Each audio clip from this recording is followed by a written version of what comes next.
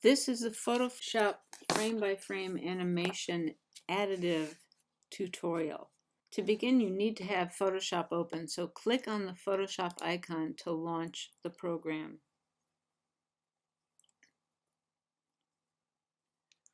Select New File,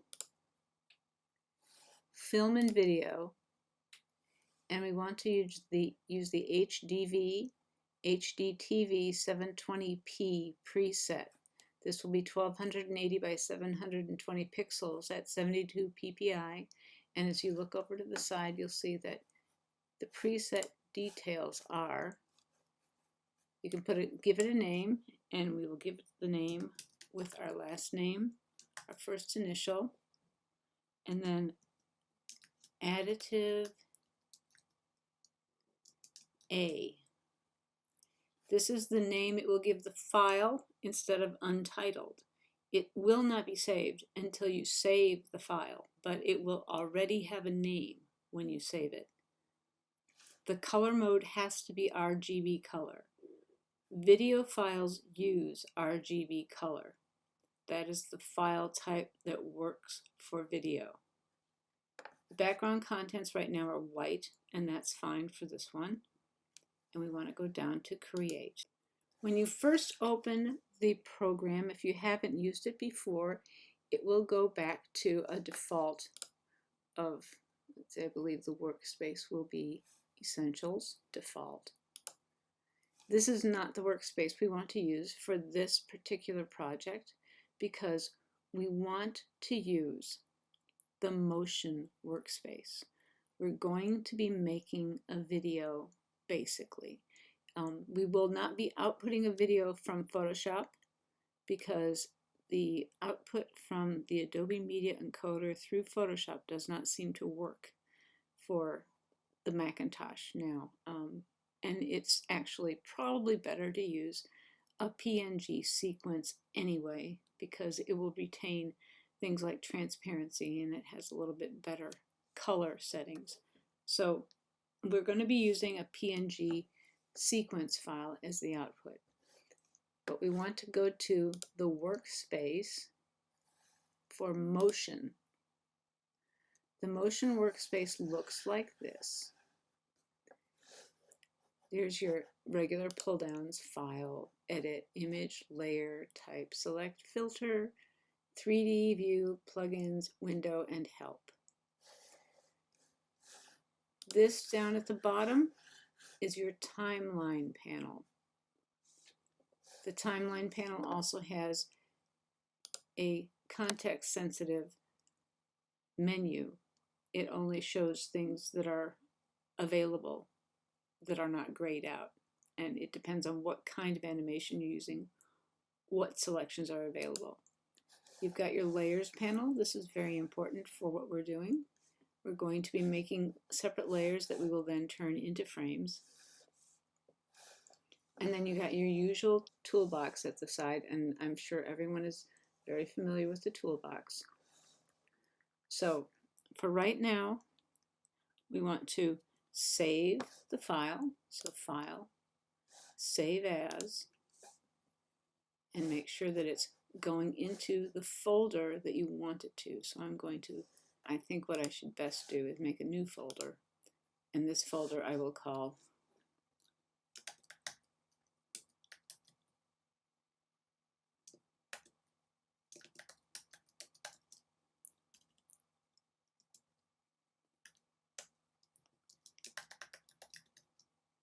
So this is what I'm going to do. I'm going to use my full name instead of my nickname for this one, so I'll be able to distinguish between them. So this is the one I'm doing now, and I'm going to save it into this folder.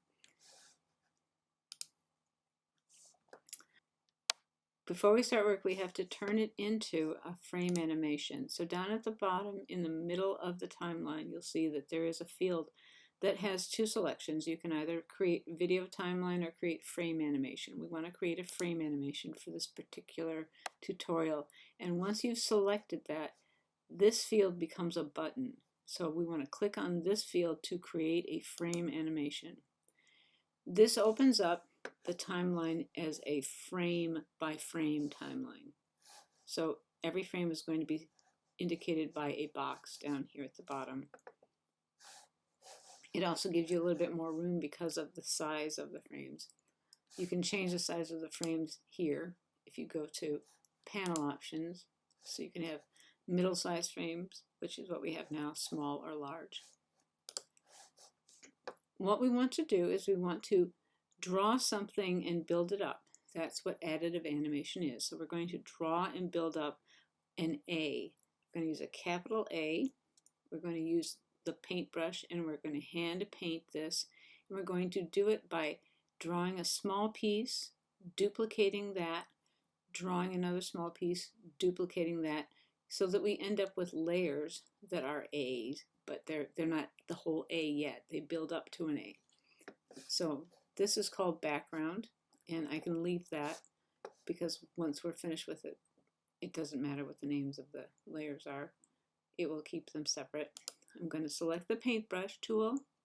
I'm going to come up to the top and I'm going to look at my nibs, and I want to have about, let's see, about a 24 pixel brush. So I'll just type in 24 pixels here. And I want it to be a red color, but first I want to make it 100% hardness, because we want it to have a sharp edge. So now this is the right size, and now I'm going to come down and make this a red color. So click on the box for the foreground color, and in the color picker that will open up, you want to drag up to a red, and you want it to be kind of a, I would say in the middle here, so that it's not too dark, not too light, not too saturated, not too unsaturated. You want it kind of evenish, because you want to have something that you can draw your letter with. And it will be visible, and it won't look pale in the middle. You want it to be nice and strong. So I will draw a small part of the first leg. I'm going to start here and just draw a little bit. So now you can see that it's gone onto here, just a little bit of a dot. And now we're going to, with this layer selected, I'm going to hold Command and press J. That will duplicate the layer. That's a shortcut that you really don't see anywhere, but that's what it is. And I'm going to draw a little bit more, and I'm going to Command J, and then I'm going to draw a little bit more. And at this point, I think I should save. So I'm going to press Command S to save the file. Now I will Command J again, and I will draw a little bit more. And you want to eventually get between 10 and 15 frames. Command J, draw a little bit more. Command S to make sure it's saved. Command J, and draw a little bit more. Now I encourage everybody to save fairly frequently. When you do something that does work, you want to make sure to save in case something happens, in case there's a power outage, or in case the program for some reason crashes. You can't always anticipate that. You want to make sure that you always have a saved recent file to go back to if you have something go wrong. Or sometimes you will do something that messes everything up that you didn't expect. And if you have a backup from a recent save, not all is lost. Now I'm going to start the side here, the crossbar.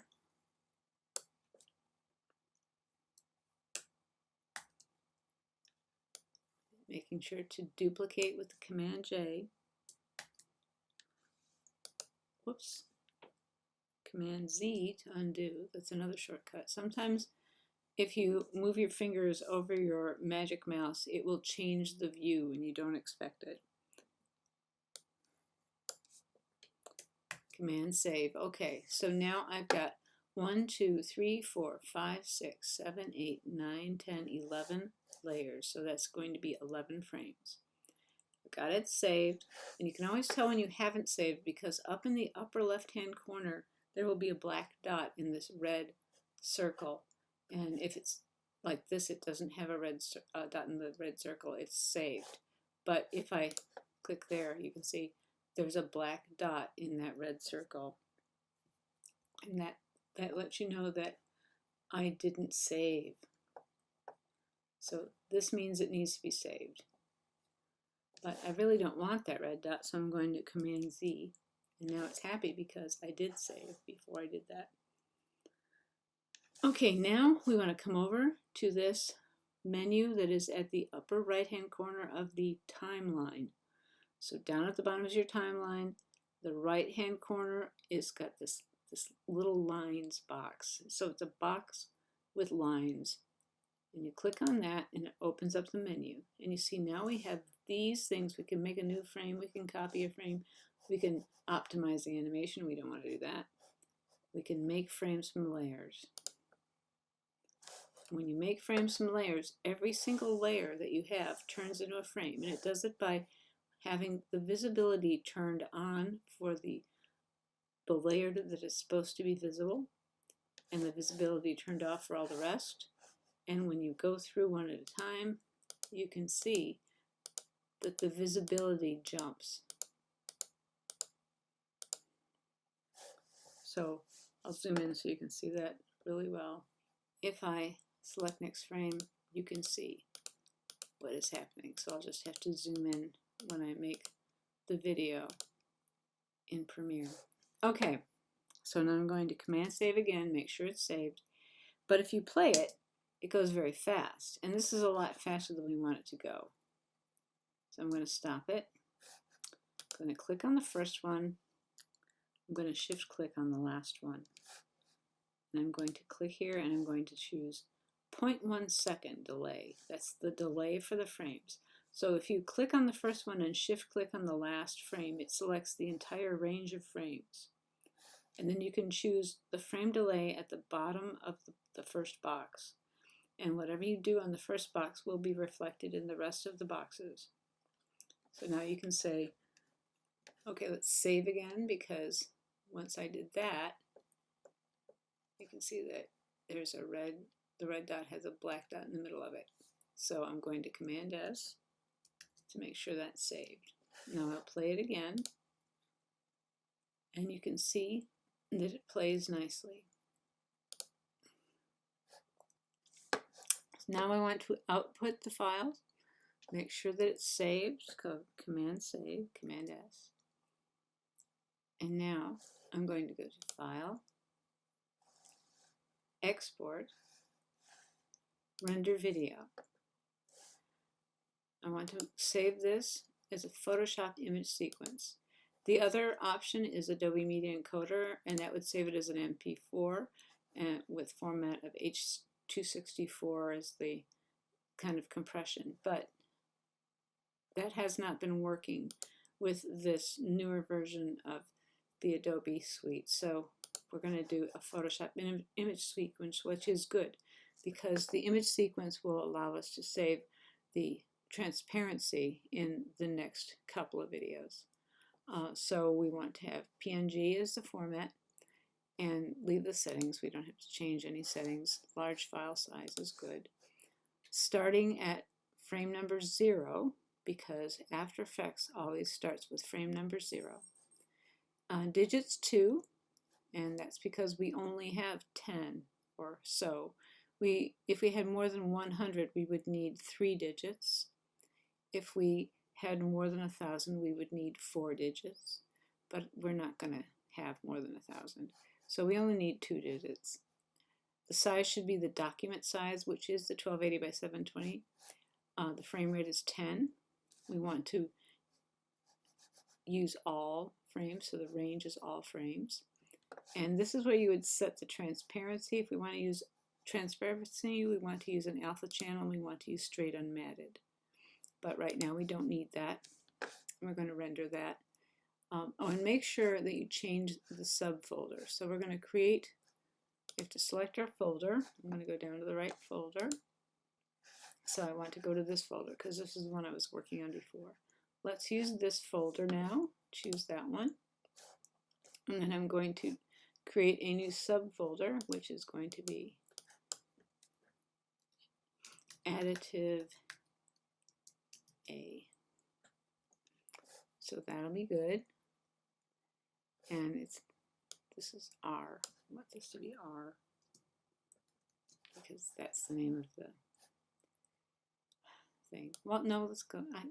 I'm going to leave it with V. I'm going to leave it with V. Okay. We're going to call it Naki V Additive A. And we're going to render that. Okay, now I'm going to check to make sure it went into the correct folder. There it is. So this is the project folder that we just made. And here is the one that we just told it to put in there. It always goes back to the last one you were using. So make sure to check to see which folder it's going to. And here it is. Here are all of the frames. And I can preview them by pressing the space bar. And then I can use the keys to advance. Okay, so that's that one.